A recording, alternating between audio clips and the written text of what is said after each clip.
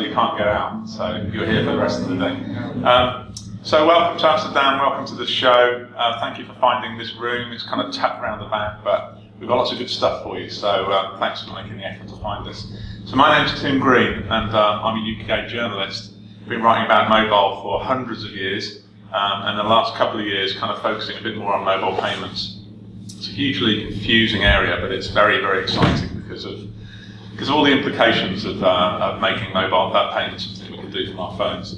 So before we kick off, just in case you weren't at the main presentation where some announcements were made, very quickly, if you want to go to Wi-Fi, it's free and it's at MCA15. If you want to download the app, it's the eMERSE app from Google Play or from Android, from iOS Store. If you want to tweet, hashtag MocoAm. You can also join a WhatsApp group on 31627 403 917. The PowerPoints, most of them will be on SlideShare and on the CM.com website. And when you've got a question, wait for the mic.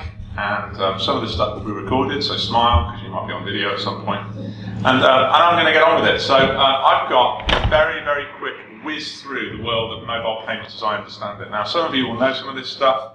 Hopefully there'll be some stuff you don't know. There'll be some blurring around the edges. I'll define some things, and they may blur into other categories. But the idea is to give you a quick overview before we sort of drill down into some of these areas later on. So. Let's see.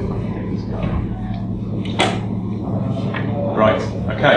So, mobile payments confusing. It's worth 52 billion according to Forrester, so it's kind of already here. But it's also worth 900 million in the US according to Javelin. So why are these massive differences in valuation?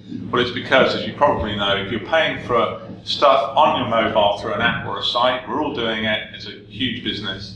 If you're paying in-store with your mobile phone, hardly anyone's doing it. I mean, Apple Pay has come along and got a lot of hype, but even Apple Pay, not that many people are using it. So using your phone as a value, a store of value in-store to pay as a wallet, not really happening, not yet. They call it the $0 billion business. So there's more to mobile payments if you're going to write about it as a journalist like I am. So there's what I've just described, m-commerce, buying from apps and sites. There's paying in-store with your phone. There's paying with using your phone bill as the store of value, carrier billing, which obviously CM.com knows all about. Transferring money to friends, P2P payments products. There's a lot of those around now. And then there's finally receiving payments to your mobile phone, which is mPOS, which is the sort of thing that Square and iZettle are doing. So let's go through some of these ideas. So, yeah, if we're talking about mobile commerce, which we all do, and people buy stuff from apps and sites already, what's wrong with it? Well, it's the checkout process. And that's where most of the efforts in mobile payments are directed. Somehow getting us to get through the problem of having to enter our card details into a mobile checkout, whether it's in an app or on a site. So, the first thing that obviously a lot of you will know about is companies like Judo in the UK, also Stripe and Braintree. They turn, if you're an app developer, they turn all of the payments processing into API. You can just drop it in, and then you can take payments from your app or site without having to worry about connecting up to the card companies. Now, where they're innovating is in the fact that you might use, let's say, a Braintree site, a backed site over here, and if you then download a new app, and it turns out they're also using Braintree, it's possible that you can then enter your details speedily because in the background they know what your details are, and so they don't need to ask you again. So this is the kind of innovation that's really powering the growth of companies like Uber and Airbnb and others who kind of turn payment into something that happens in the background, and they can do that because of the clever APIs of companies like Stripe and Braintree. So you could also, if you want, if you're an app developer or an app site owner, you could just borrow somebody else's payment product. So some people are doing this with Amazon. Now obviously, if you're a retailer, you may not want Amazon to handle your payments for you, especially if you're in competition with them. But it's another way of speeding it up.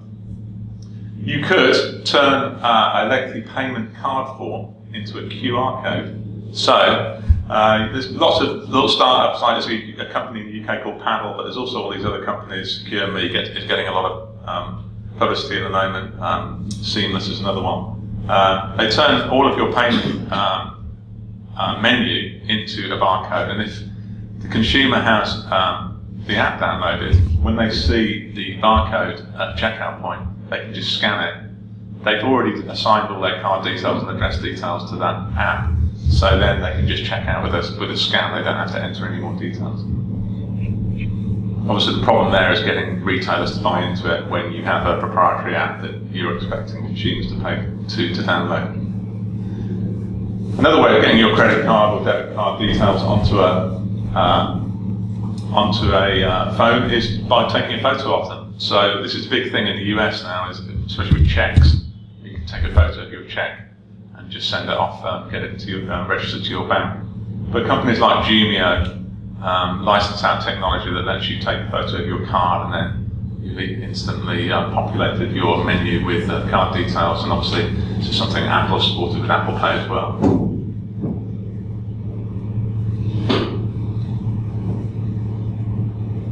Wouldn't mind a bit of technology that speeds up the clicker as well, that might help. So, some more sort of wacky ideas. You could let your banking app handle the payments. So Zap is a company in the UK which is making a lot of noise. It hasn't really properly launched yet. What they're doing is they're saying if you've all got a banking app on your phone, then when you go to an e-commerce checkout basket, if you see a link to Zap, you can click on that and it will open the banking app that's already sitting on your phone. Then you can take the money direct from whichever account you choose in your own banking app, complete the payment, and then be redirected back to the checkout. And that, in theory, allows the consumer to control which account they want to pay from. It's quicker, it's more trustworthy because you're going into your own app, which is natively on your phone. So this is something that they're trying to build out at the moment. Obviously, some of you will know about the impact that companies like WeChat and Line are having on mobile payments. What's happening in the East particularly is that these apps used to be just a download like WeChat, like WhatsApp was, where you could just find an easier way of talking to your friends. They're so popular and people spend so long in them that they're actually becoming the internet in a sense. So now people in China spend so much time on WeChat that WeChat have decided, well, let's not just help people message better, let's help them buy things. So there's all sorts of things you can buy on WeChat now. And a very famous example was Xiaomi, the handset company. They released 150,000 of their new edition smartphones 18 months ago, something like that. And they were bought within 10 minutes on WeChat. So obviously, you know, this kind of thing is coming to the West. Facebook Messenger already supports payments. They just announced a couple of days ago they're now doing group payments as well. And I think it's not going to be long before person to person starts becoming person to business, and then it'll be interesting to see where that goes.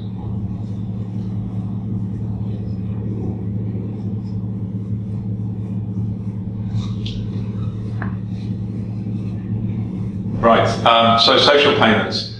Again, if brands have a direct channel of communication to their customers through social payments, then why not let them take payments from that as well as just communicating brand messages? So a kind of startup called Salty is working quite hard on this. If I download the Salty, sign up to the Salty service, assign all my details, my delivery details, card details to Salty, and a merchant is also signed up to Salty. If I'm on Facebook and I see this lovely dress which I really like, and I want to buy it because it's going to look great on me, then I can just type sold into the message box, and it's done. Typing sold effectively completes the purchase because we're both signed up to the same service. Similarly, Twitter, they're all over payments. Still not really seen this actually being released yet. They confirmed it's coming, but again, Twitter's getting more multimedia friendly. There's more sort of cards and more multimedia messaging coming out of it, which means that brands can start to present their products beyond the kind of just the text way with hashtags, and they can actually present photos and maybe videos. And then again, if you're signed up to Twitter Buy, you just tap Buy, then you can skip all of the nightmare of having to go to a landing page and sign in and just buy immediately from a tweet.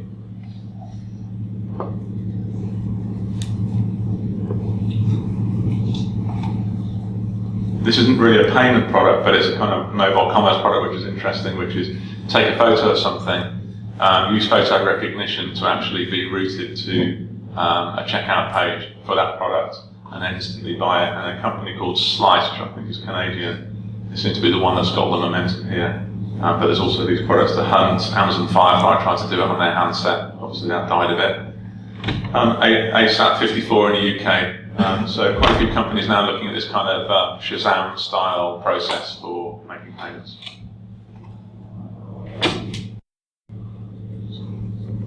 So biometrics is another way of doing it. Speed up the payment process with a fingerprint or some other method. Jack Ma stood up a couple of months ago and introduced this Smile to Pay trial that they're working on. You can see it. And I don't think you have to smile. You can probably frown if you wanted to, but Jack's got lots of money, so he's smiling. And yeah, again, it's just a facial recognition to speed up the payment process. This Canadian company, Bionim, they have this 90 heartbeat wristband, so you put it on, your heartbeat is unique to you. As soon as you put it on, then any linked device will recognize that you are you, and therefore you could walk up to your desk, your laptop, it will open because it knows it's you, your phone will open because it knows it's you, and then you can go to the payment process and speed that up as well, because as long as you're wearing the wristband, then you can be authenticated by any device that's linked to it. As soon as you take it off, put it back on, then you have to re-authenticate. So that's facial and heartbeat. It's an interesting company, I think they're Belgian. Sign to Pay, where signatures are kind of the oldest verification method in the book, and they pretty much don't really work anymore. But what the Sign to Pay does is it actually, rather than looking at the shape of the signature, it looks at the pressure points of where your finger goes, how hard you press, and it looks for patterns, and these patterns are uniquely used. So again, signature is a pretty speedy way of checking out, as long as you can make it accurate. Tipley, interesting, instead of taking a photo of myself to authenticate, I take a photo of somebody else. I think it's the sort of thing that can only happen in the US, where tipping culture is such a big part of the way people transact. But again, take a photo of somebody who signed up to this service, and you can instantly, push money their way. Not sure if it'll ever take off, but worth mentioning. I mentioned carrier billing. I'm not going to dwell on that because probably most of you in the audience will know what that's all about. So this is paying from your phone bill rather than paying from some other method. So this is generally used in apps and sites for virtual and digital goods rather than physical goods for regulatory reasons. But there are some moves by companies like NetSize, like Boku. I'm not sure if CM is doing it, but to get a license so that you can then start to use the phone bill to buy more than just digital products, but maybe physical products as well. So how do you make this business of using your phone in store work? Well, barcodes is one way of doing it. Probably the most successful product in the world for mobile is the Starbucks app in terms of proximity payments in store. So apparently 16% of all payments in the US now are made using this, and there's about 7 million orders a week. So you download the product, it generates a barcode, the Starbucks barista scans your barcode, debits the payment, you're done. And of course you can link all kinds of payments and all kinds of offers and loyalty schemes to this, and this is something that is only really possible because Starbucks have designed this end-to-end themselves, and this is the challenge for other companies who want to build these kind of products, is making them interoperable everywhere. So, what else can we do in store? Right, so they Level Up, an interesting American company. Not sure whether they're really going to last long term. Maybe they're going to get blown away by Apple and the rest, but they have a proprietary system as well. So the retailers buy this little product, use this little product here. Anyone who's using the app can get pushed offers by the retailers. They come in, the little proprietary reader scans the code, and it's all tied in the way that Starbucks is. There's obviously an effort to do it across multiple retailers. But of course, Level Up has to work very hard to get merchants to sign up for this. They're doing very well in their kind of home area around Boston, I think. Okay, what else? Some of you will know about MCX. They've got this product currency, and there's now people are wondering whether it'll ever actually surface. This is an effort by the biggest retailers in the US. They got together. They don't like the interchange rate charged by Visa and MasterCard. They wanted their own mobile product which bypassed those fees, but it's still not anywhere near being built. They just changed their CEO last week. A couple of the big retailers, I think Best Buy and Target, have now said they're going to support Apple Pay, having previously said we'll disable NFC so you can't use Apple Pay in our store. So it seems like it's unravelling, but there may be someone in the audience who knows more about it than me. But it's just an indication of some of these big joint ventures don't always work out. NFC, so obviously, a year ago, NFC was kind of like everyone was saying, if you'll excuse the language, not fucking coming. Used to be NFC. Not for consumers was another one. And then overnight, Apple came along and revived it. And now it kind of seems to be accepted as one of the options for anyone who wants to create a mobile wallet. Apple Pay, obviously, a huge amount of hype around it. Still not that many users. Still doesn't really do anything that plastic doesn't do. It doesn't link to loyalty or anything like that. However, there are rumours that I think this week they're going to make a new announcement, and if they can somehow link it to Passbook, then it might start to get interesting. And obviously, Android Pay is coming, which is very similar to Apple Pay, but will allow, because of host card emulation and tokenization, will allow app developers to bundle it inside their own apps. So be able to, in theory, use anyone's app to pay in store. Samsung Pay is another one.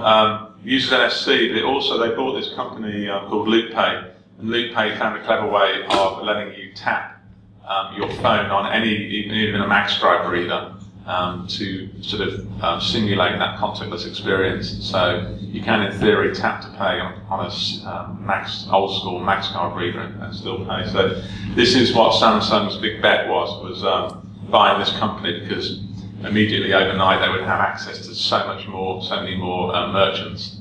But this may get sort of slightly left behind once Android Pay comes along.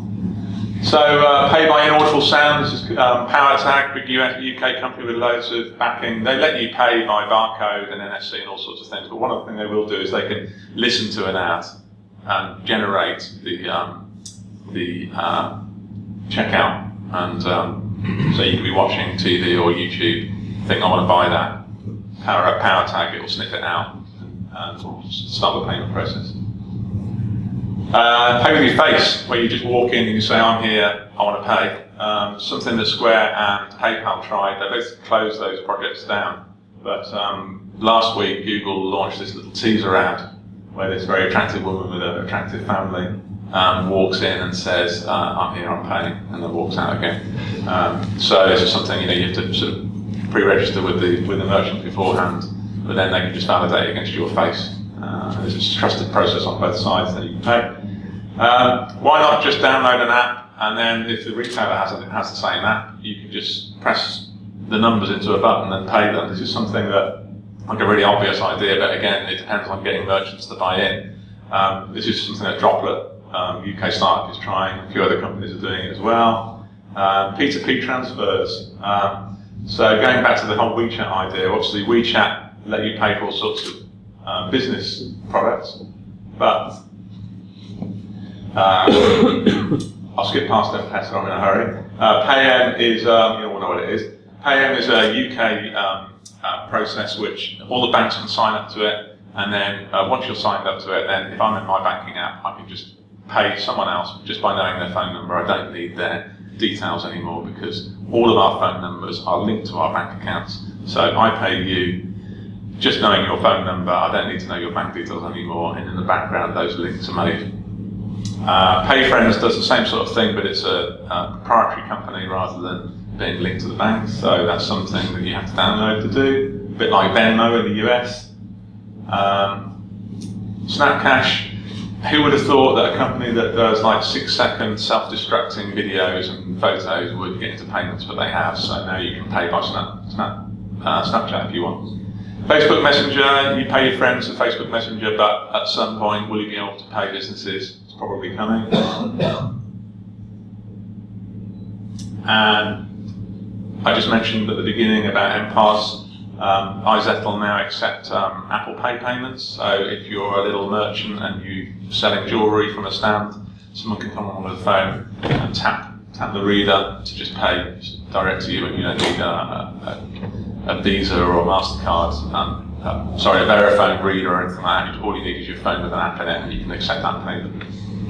Okay, so just two more little things to illustrate what's going on in this crazy market. Coins, some of you have heard about, may have heard about. It's a sort of crowd-funded mad product that's can only come out of Silicon Valley, where it solves that first world problem of having too many plastic cards. So instead, you put all of your plastic cards into one plastic card, which is controlled by an app, and it means that then you can just carry one card around with you. And if you leave your card on the restaurant table and walk away, your phone will beep in a panic and say you've left your card behind. So go get it. And they've raised a ton of money. I'm not sure they're even launched yet, but an indication that mobile payments are a very hot space. And finally, later on today, we're going to hear a presentation about helping the unbanked using mobile payments. Just wanted to mention this interesting company, Pay Near Me, where there's still a lot of unbanked people around, even in like the US and Europe. And this product allows you to pay for things online, even if you don't have a bank account. So what happens is you see the Pay Near Me button. You want to buy your product, you press that button, it pushes this link to you by SMS. You go into a 7-Eleven, you show them this message, they scan the code, you can then pay with cash, and then that's registered back to the e-commerce merchant, and then they send you the product. So it's kind of like a good way of bringing the unbanked into the e-commerce space, and it also makes some money for some of these little small shops around the US and maybe in Europe as well. So that's my whirlwind tour. There's going to be loads more interesting stuff. I hope I haven't told you everything you already know. Maybe not. This presentation will be on SlideShare and also on CM.com site. So that's me. If you wanted to email me, and if you have any quick questions, then you can ask them now. So thank you very much. Yeah, thank you, Tim, for this presentation. Unfortunately, we only have time for one question. So if anybody has a question for Tim? Yeah? Thank you. Tim, I think I've got the $10 million question for you. Which out of these 30 initiatives will be a success within the coming years?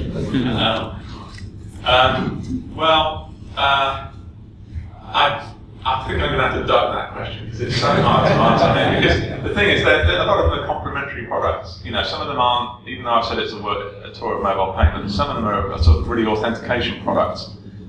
So they're not actually competing with each other. But I was talking to David from Rubberbank earlier, and he's going to be talking later on today.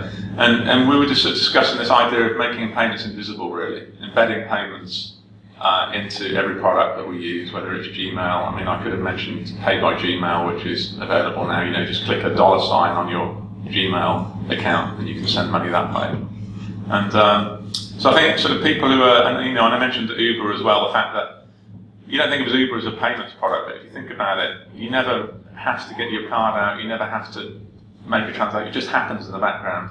So I think that products that can make payments safe, but make them quick, because those two things are always butting up against each other. If you want to make products safe, you have to get people to authenticate and give passwords and give pins and go through, and the more you do that, the safer they are.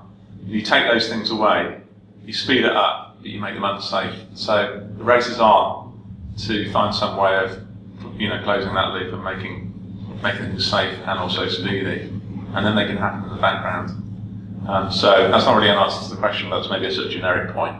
But anyway, I'm sure we'll hear lots of ideas today about the kind of things that are coming. So anyway, I think we're going to a break now, are we, Vivian? Yeah, So, yeah. okay. Thank you, Tim, for the Okay. presentation, and we have a short coffee break of about 15 minutes. Great, thank you.